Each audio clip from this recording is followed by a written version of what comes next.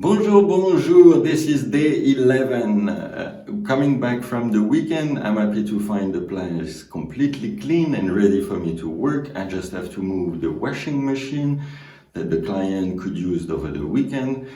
And I'm ready to go and tackle that big wall behind me, finish that off, go around the window, do the ventilation opening. Happy days, that's the objective of the day. Thanks for watching, thanks for sharing, thanks for liking. Don't forget to subscribe so you can see day 12.